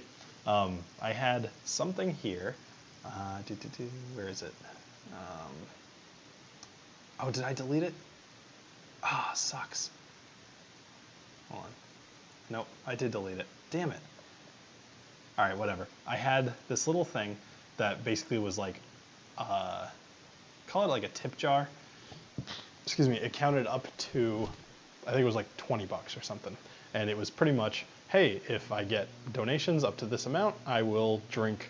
I actually had make me drink swill is what it was. Make me drink swill. And I was gonna bust out something terrible like that JB Rare again or something like that. I'll probably do it again. Drums rolling. I'm not doing the 2017-02 tonight, but I will pick another one off this thing. However, I'm gonna put in that little disclaimer that if it's anything really good, I'm gonna put it back because I won't appreciate it right now. Well, I'm not gonna stop any of you from giving me a super chat, so if I see enough super chats, I might bust out the what is it? The bookers. I got nowhere to be tomorrow, so I don't mind getting hammered. Let's see. Just taking a quick look over here. You know what I'm gonna do? I'm gonna do something special. All right, I'm gonna do something really special here. I'm looking for a very specific dram, something very simple, bourbon. Come on.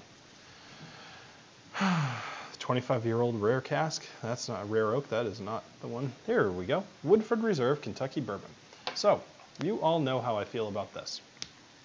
It is a delicious, delicious beverage. I'm going to put it in here. I'm just trying to get every little bit of water out of there. Well, Sean, I gave the black velvet away. If you really want a number, I'm going to say 50 bucks will make me drink Johnny Walker Red. Because I have to put a number on it. Hey, look at that, didn't drop it. Good for me. But all right, I'll say this. If I did 20 last time. If I do $25 in super chats tonight, I will bust out the bookers again. But for now, while I'm waiting to see if that ever happens, I know you guys wanted me to do random. This is important. So I got something today in the mail from another viewer called Limestone Water.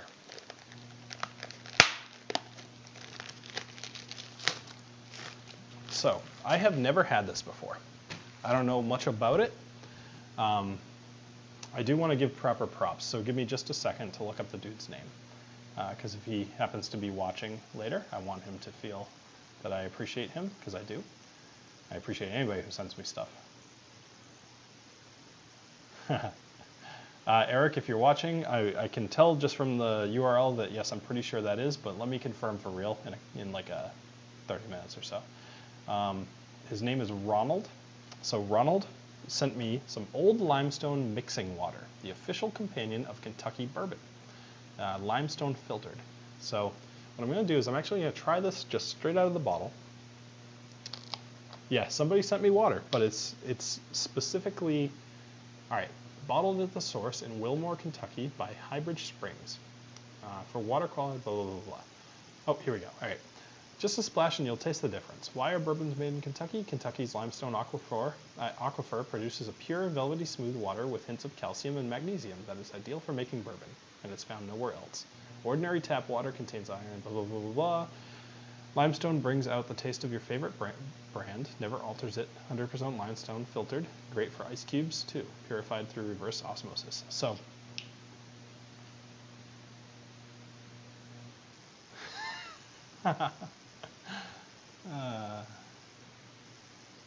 sorry, Swami, gotta hide that one. All right, so let me try this and just see if it tastes any different than normal water. It does. It actually does. I don't think it's a placebo. It's got a little bit more. It's like thick's not the right word. It's like almost a little bit more body to it. It tastes like there's something in there, which is funny because I'm pretty sure limestone is more just saying like completely filtered. That being said, I've got like a real filter on my water, so I don't know. All right, I'm gonna have just a quick sip of Woodford Reserve to see what I think. I know that I like it already, of course, but I'm gonna see. It's been a little while since I've had it, so all right.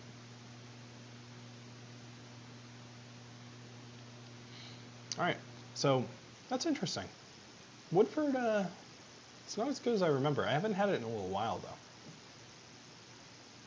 though. Don't make fun of my cheeks. I got rosy cheeks for a dude. All right, I'm gonna pour just a little tiny bit of water in here. Drop, drop. All right, that was actually pretty good. Usually I way over pour. So I'm a little sad. I actually really thought that my provoking there would have gotten some super chats. Oh well, I guess you guys just don't want to see me drink the Bookers. All right, so let's see. Opening it up with a little bit of water, limestone water in particular. So he had mentioned that it was kind of like his favorite thing to add to his bourbons, and I said something to the effect of like, that sounds really cool. So he's like, hey, I'm gonna mail you some. Okay, sounds good.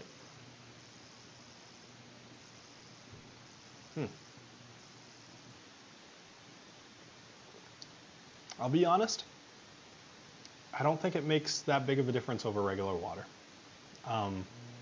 I will probably try this again when I have had nothing to drink. But in general, I mean, water is water. The subtlety of what I'm tasting in here over what I'm tasting in here is so minimal that I can't imagine it will come through a bourbon. That being said, there is a certain bit of flair to adding limestone water, and I think it's cool. I definitely think it's cool. Like if I was going to add water to anything, I would use this because it's fun. But I don't know. I don't know. I told you guys more than a few times that I'm not gonna, promote anything that I don't believe in. I don't think that this makes a huge difference. I also don't necessarily think that the guy was. Oh, you suck. Oh, thank you. I've never been so annoyed to get $25. Oh man. Yeah, the shirt's not coming off. Nobody wants to see that. Oh, all right. Well, I'll get the Bookers in a moment. Let me finish this drink.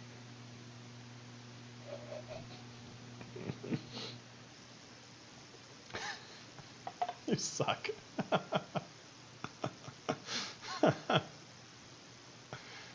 Oh. The chat's blowing up. The Bookers is real. It's happening. That's hilarious. Oh man. All right, let me take off the mic. The best way for me to do this, I've got so many wires going on right out of frame that you guys don't even realize. So I'm going to take it off of here, which means it's going to be loud for a second. So just give me a sec. Sorry for the crap.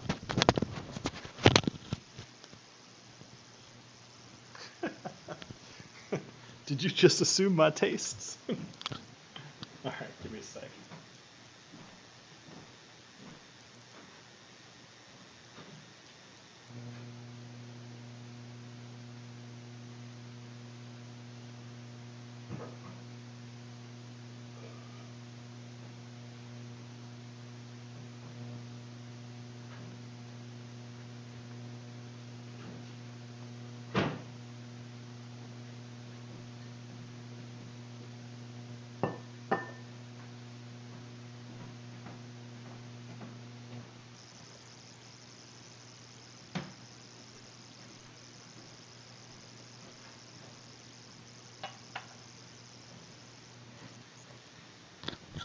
All right, gonna be loud again for a sec.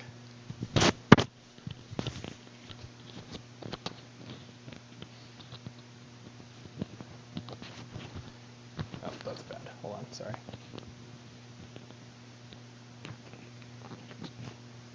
There we go. All right, cool. Some people saying the shirt off would have been easier than the Bookers. Well, I can recover from the shame of drinking a little too much on camera. I can't recover from the shame of taking my shirt off on camera. Neither can my wife. So, oh, did I? Yeah, all right, cool. Need some background music? All right, let's see. What do we got? I can do that.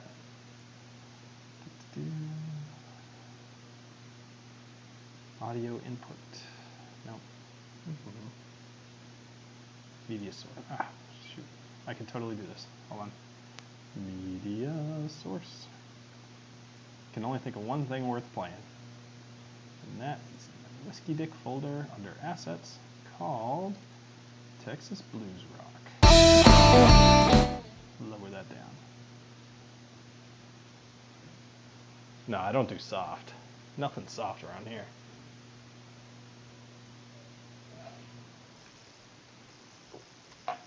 I'm hoping that's not too loud. I'm gonna guess that's not too loud.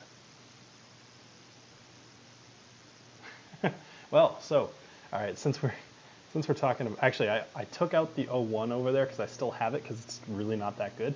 My dad got me the 03 today, which I owe him, I think, like $60 for, because he found it. I was really tempted to actually, it's funny you say Black Sabbath. I was so tempted to put on Mr. Crowley for some reason. I didn't do it because I don't want this thing to get, you know, somehow flagged for having media from some other source and me not being able to make money, whatever. I don't care about the money, but more just like I don't have my video flagged as being using stuff that I don't own. So I could sing When Worlds Collide, I suppose, but I'm not going to. Good call. Stevie Ray. Ah, did it already run out? Boo. How do I loop it? Properties, loop, there we go. Yeah, there we go. All right. Alrighty, put that right there. I will have you all know that you've all had me drink 5 of these guys. That's 5 days worth of whiskey out of an advent calendar. So you're all kind of sucky. And She Flung Dung, don't take any of this personally. I love you for donating the money. I'm fourth wall breaking. Thank you very much. I appreciate it. But back behind the fourth wall, you suck. All right, let's open up this Booker's because I owe you.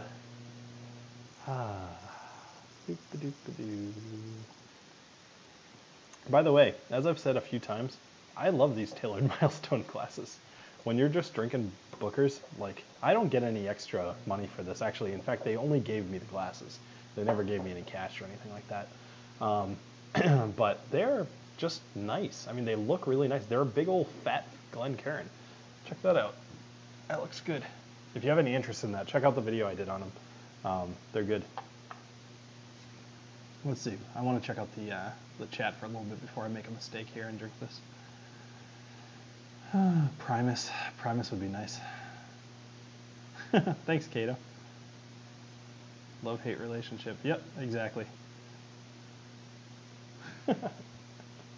All right. So I will say that I'm done with these guys for tonight because none of these can be appreciated by my current sensibilities. That being said, this thing has enough proof to get through any amount that you've ever drank. You could be dead and this thing would wake you up. So this is 127.4 if I remember correctly. Yep, 127.4. So,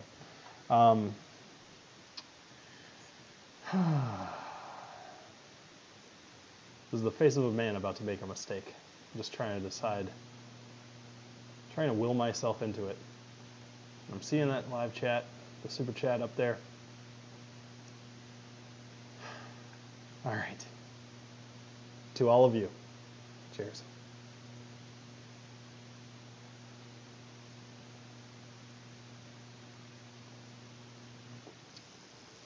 This would suck more if it didn't taste so good. Man, it's beautiful.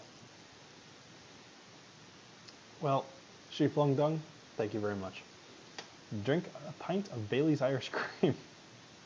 Malted, you throw $100 my way and I'll find a way to do that. But not tonight, I'll puke. That's a man bet right there. Actually, I will say Malted. So Malted in Montreal, he's gonna probably be my first live guest on my channel, and I haven't even talked to him about this. Probably do it there in the first week or so of January. So hopefully that works for you, Malted. But we'll talk in more detail. I gotta figure that one out. I've finally got my new computer, so I'm excited to do some actual live streams where I have people on.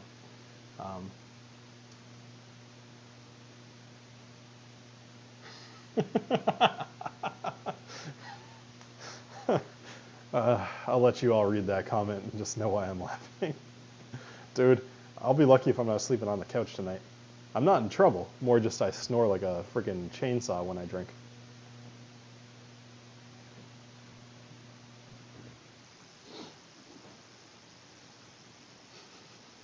This is so good. You feel sorry for me. Why is that? Have any of you actually I couldn't possibly have said enough nice things about this. Have any of you actually taken the time to go out and try to find the 2017-02? It's got the green label, so if you're at a place, I actually didn't realize this, but they make different colored labels for every batch. So it makes it a lot easier to find. I used to actually open up the boxes like in the store and try to see which version it was, because a lot of times it's like it'll be in the box like that, and you can't really tell what it is.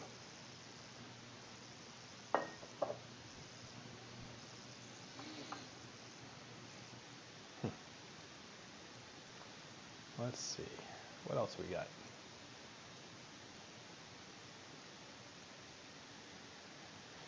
Man, all right.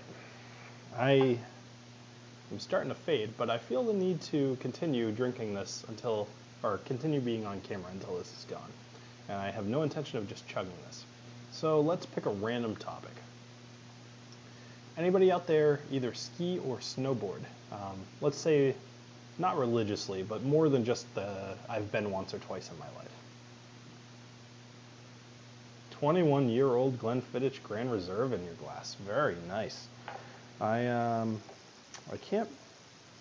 don't have that one on here, but I do have, what is it? Glenfiddich. I always want to say Glenfiddich. Man, that's my stupid American tongue here. I do have the Glenfiddich 25-year-old rare cask, so boom! Beat you there. Not by my own doing. I really can't even pretend to take credit for that. My wife does not drink whiskey. She thinks it smells like death, and she's not wrong from her point of view.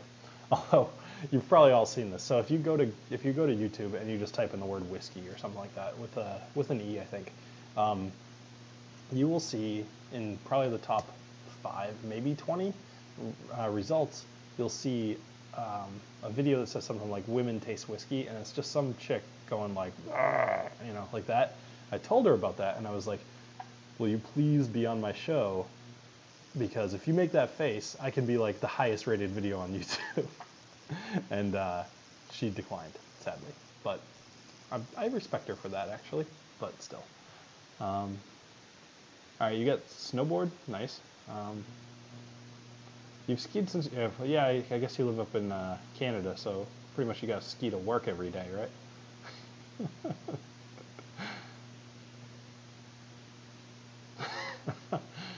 Oh, some good answers in here. Boarding is harder than it sounds. Yeah, so I've been a snowboarder since I was 21, so I've been doing it for 13-ish years. Love it. I love it, love it, love it. She drinks wine mostly. She loves gin and tonic, though. But she mostly drinks wine. I mean, she's a typical woman. If you could pumpkin spice a wine, she'd probably be all about it. But I shouldn't say typical woman. she's a typical current 34-year-old woman. Yeah. All right, Scotch or bourbon or some other kind of whiskey. Yeah. You know you've gone too far north when you see moose playing hockey. I don't know. I'd be tempted to drive past that and see what else comes. You're born on skis.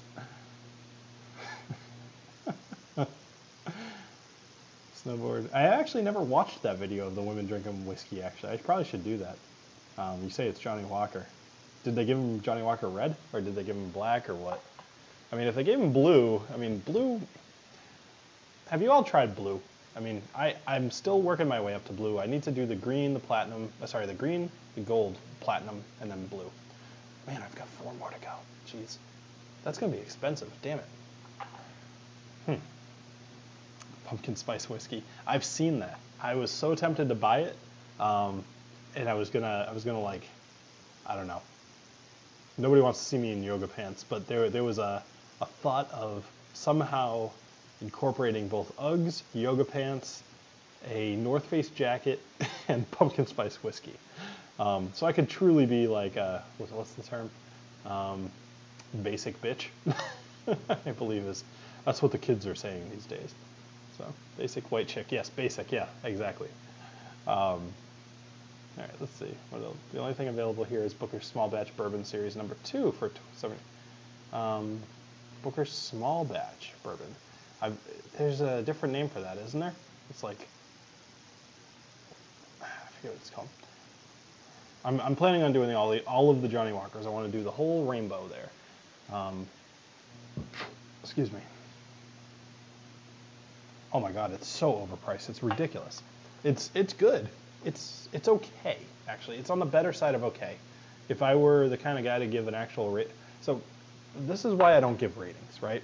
So every freaking whiskey, like this Booker's, right? Booker's 2017-02. I love this whiskey. If I were to give this a real number rating, I think I'd give it like a 74, because in my mind it's like significantly better than average, which in my mind should be a 50, not a C. Like a 50 should be the middle mark, right? Because that's a huge range. So like this is better than average. So it should be like, 60, 70 or so. And something that's perfect should be like, like in the 90s. But every freaking thing ends up being an 84 or an 87 or a 92. It's like, it's dumb. Like every single rating system, I feel, that is based on 100 points is flawed by the fact that you don't want to give something that deserves a middle of the road grade a 50, like a Woodford Reserve Distiller Select, right? That is in my mind, an intro to bourbon. I would personally give that like a 57, because I think, hey, this is pretty good. This is worth somebody's time. They should try it. It's a little above average, but it's still pretty basic. It's enjoyable, but it's basic. So 57. And people would look at that and be like, oh my God, a 57? Are you out of your mind? It should be like an 82. It's just stupid, At least that's my personal feeling. That's why I go with the whole ignore, try, buy, or stock. It's easy, it's relatable. Don't try this freaking thing. Try it at a bar, buy it yourself, or freaking keep this on hand. Buy 10 bottles if you see it, That's kind of the way I look at it. If I were to give actual number reviews, I don't think people would relate to it, because it's not something that they're used to. Well, so Eric, you've got a good point, but like, that's what you get in school, Like, you get an average grade in school is a 70, because technically you should know the information. You might not be proficient in it, but you're not an idiot at it either. So like, getting a 70, tests are, my wife is a teacher, tests are spec'd to be a 70 is average. Whiskey, like if you're really going on a 100-point range, it should be 50 is middle, That's an average. That's how I feel. Anyway, whatever. So, what level is orgasmic? In my mind, if I'm truly going off a 100-point scale, I would say anything above like an 88 or an 89 would be something that I would buy multiple bottles of if I saw it. I don't know that I've really found much in that range, but whatever. Blue is 200, blue is 150. Pumpkin spice whiskey for April 1st. I almost did the Johnny Walker Red for April 1st. Oh my god, I've been going for an hour and 45 minutes. Holy crap, nobody's going to watch this on a replay. If you are watching this on a replay and you've made it this far, I commend you.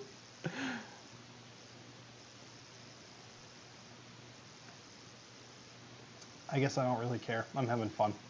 If I put together a decent live stream with fun stuff, and hopefully the rest of you are having at least half as many drinks as I am. You'll be having a good time if you are. Go check out my review, blah, blah, blah. My whiskey of the... So what was your whiskey of the year, Swami? Kilchoman PX single cask? I haven't had that. I've had Kilchoman before, and I agree with you. They're good stuff. I don't think I've had the PX single cask.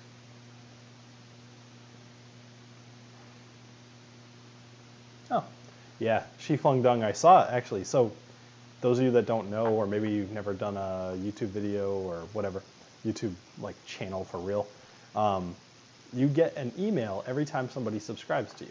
And you can turn that off. I personally don't. And I think I'm somewhere in the range of 6,700 subs at the moment. I'm looking, because yep, so I'm at 6694, so I'm 6 subs away. Supposedly, I have this little widget in the bottom here. You guys can't see my mouse. I should, you know, I bet I screwed that up. Hold on. Let's get rid of, oh, geez, I still have the music going, I'm sorry. No, the events are still going, but they're probably a little hidden. Whatever. If somebody were subscribed to my channel, you would see it down in the bottom right-hand corner. Whatever. Boy, this is coming off the rails. So once I start busting out on the computer, it's usually going downhill. You guys can all blame She Flung Dung for that, for donating to the Booker's cause. So this, by the way, is the first of 2 different woodworking ideas that I have. There is a second that I'm planning on doing.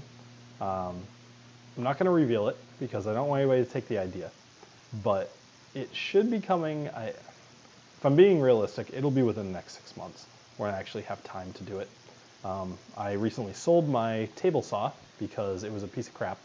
I want to buy a DeWalt version, but that's like $500. So, meh, it's tough. I mean, I could go out and buy it. Technically, I have like $250 from the one I sold, but I don't really want to buy that. It's too expensive, but I want to upgrade. So it's like I'm in a weird place. There really aren't that many options. Anyway, I want to build something that will be, what do you call it? It will entice people to donate to the channel. And if it does properly, then it will be fun. So we'll see. Just look for that in the next few months. One of these days I'm going to be left at home for the day, be bored, and I'll build it. I still have a chop saw, so I should be able to make it with that. But we'll see. Assuming I keep the live streams going on a fairly regular basis, I'm going to aim for like once a month, but that's a little too infrequent. That being said, I don't know what kind of influence I'm going to be if I'm just getting drunk all the time on my channel too, so I don't know. I'm curious. I've been thinking about but thinking about adding some new stuff to the channel, of trying to do kind of like a not cross-platform. Man, words come harder after this freaking stuff. Trying to do a let's call it cross-platform thing where I'll do something and drink. The most recent idea I had was like the new Star Wars movie, right? So do kind of like a Star Wars discussion while drinking whiskey. I think that would be really fun. I think it could be a niche that I could fill. I do like movies, although I don't tend to see a ton of them, but I could certainly make that more of a priority. Is that something that you all would be interested in? I mean, obviously I can't have the movie going on in the background, but we could absolutely hop on and talk about the movie afterwards and share a dram or two.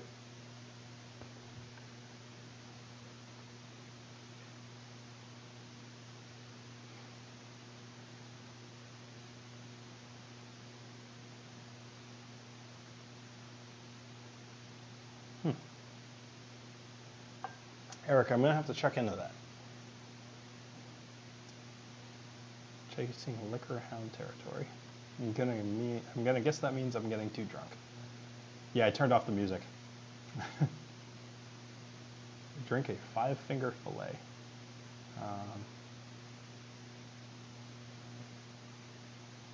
Okay, so try not to do something so on.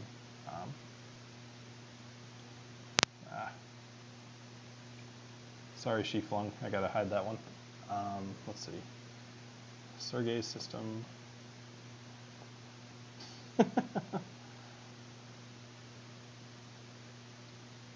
No, it's not going to be like a whiskey cabinet. It's going to be more of a. It's going to be specifically for this live stream. Like, it's got no other point but that.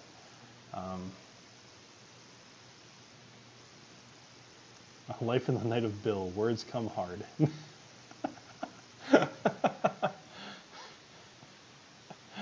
All right.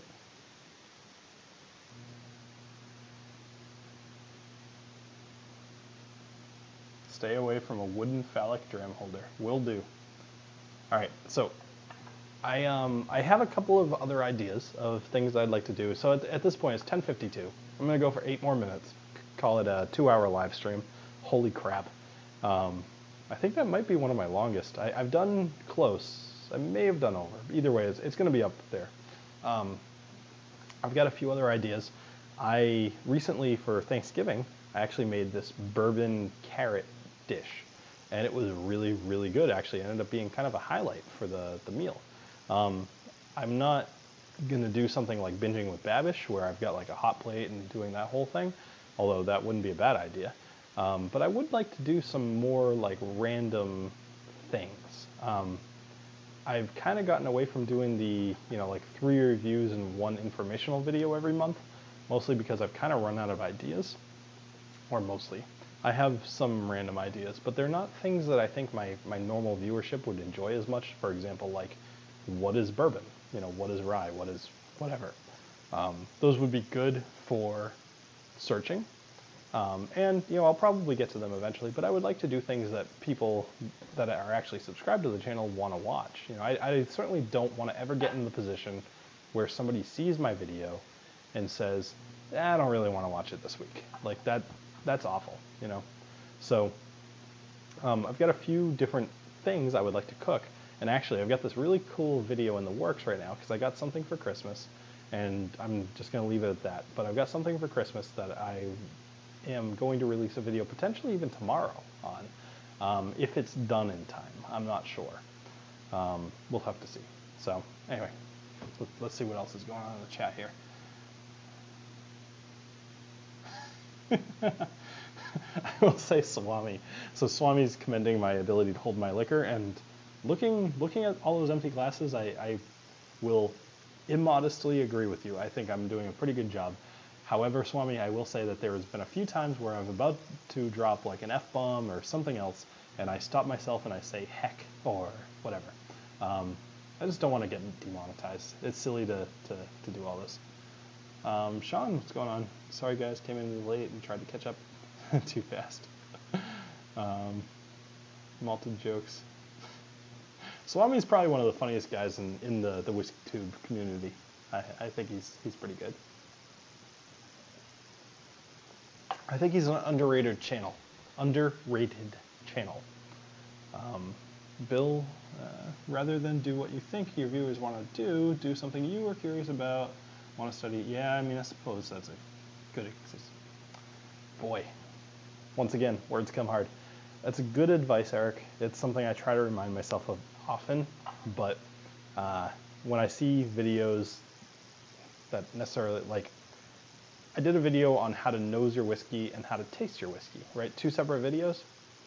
They didn't do nearly as good as I thought. Like, in my mind, if I were starting down my whiskey journey, I would potentially search for something like how to nose your whiskey or how to taste your whiskey. And I'm shocked to find that those videos didn't do as well as they should have.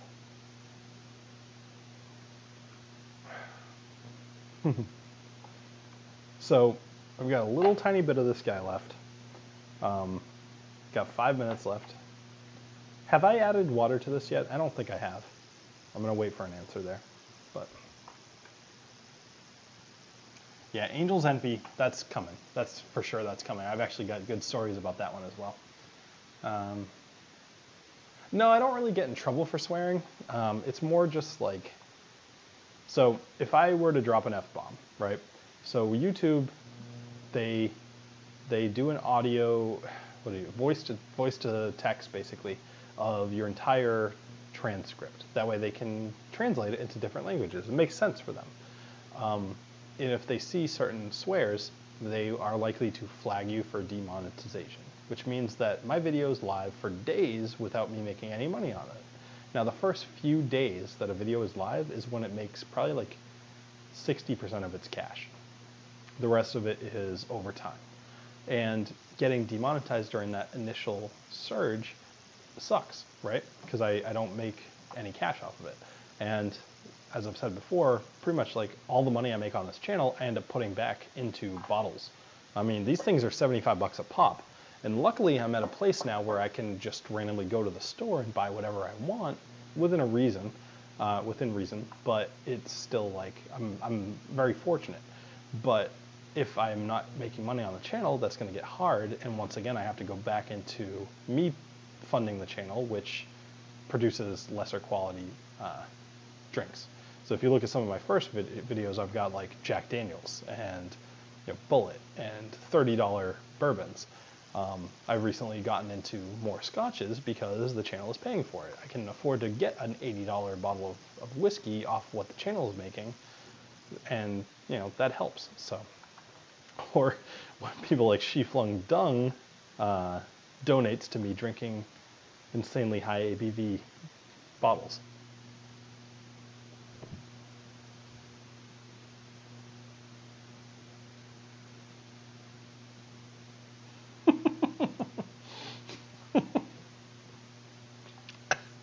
Sorry. I've had a similar idea. So Idaho Spirits, I was talking earlier about different merch that I could do, and it seems like somebody brought it up again. So I have not added water, so I'm going to put just a tad bit of water because this is kicking my ass a little bit. Idaho says I should do a flaccid whiskey tick bottle holder, shaped like an upside down U. So, Idaho, disappointing women all over the place. When people start, it's more about getting something they can stomach. Nosing is not important to them. I guess that makes sense. Just because you're not clickbait doesn't invalidate you. We all love the channel. Eric is right. Thanks.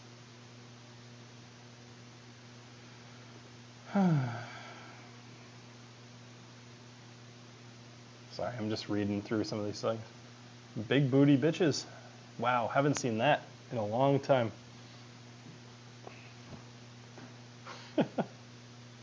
Big booty bitches is what they're. Yeah, I don't know.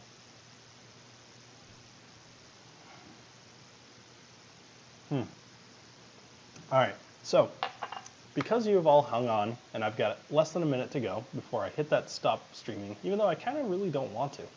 I just don't think anybody's going to watch an over 2 hour long live stream. So the video that I'm potentially putting out tomorrow, it really depends on it, is I got one of those little mini barrels for Christmas from my in-laws, and it's pretty awesome. I already filmed last night on the thing, and basically you have to let it cure for 1 to 3 days, and whether I film it or not depends on whether it's done or not. Excuse me. So for anybody who's done one of those mini kegs before, what did you put in it? Because I haven't done the research yet to find out what I want to put in it. I'm thinking a bourbon, maybe just for the hell of it, I put the rest of this bottle in there. Although this thing's been a bit of a, oh, you know what I could do? I could put the 2017-01 in there, because that's a piece of crap. and letting that mellow a bit might actually help it. So maybe I'll do that. Either way, that's what I've got going on. Last night I figured that a lot of people are probably getting that for Christmas, so I started the process of like, this is what you do, this is how you prep it, this is how you clean it, this is how you blah, blah, blah, blah, blah. And it's sitting on my bar right now, just kind of breathing and curing. And we'll see what happens. It emptied like a third of itself. Shouldn't say emptied. It absorbed about a third of itself into the wood last night. So whatever, that's what I'm going on. Put cheap stuff, huh? All right. You're pre-soaking one with sherry. That's a good idea.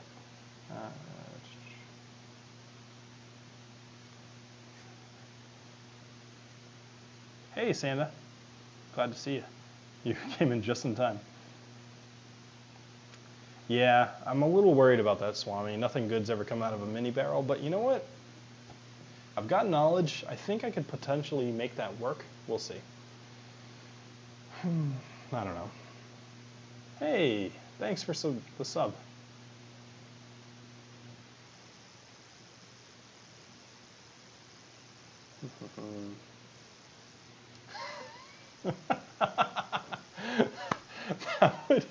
That would actually be hilarious. So Nicholas is suggesting I put in Johnny Walker Red and J&B Rare. Combine them and see what happens. I don't know. You know, you can use those barrels more than once. Maybe that's a good idea. I was going to put Pappy 12 and leave it and hope for Pappy 15. I don't think you're going to be successful. I'm sure that was a joke, but geez. All right. So I'm going to turn off my rotisserie here because I think the drams are done. That doesn't look great. I like it spinning. Let's spin the other way. Yeah. Nope. Let's go. Stop it. Stop. Yeah, there we go. Going back the other way. No, I'm not going to use it again if I put J and B in there. You got to risk it for the biscuit. SFD, send it to me. Give you credit for rhyming. All right, let me finish this guy off.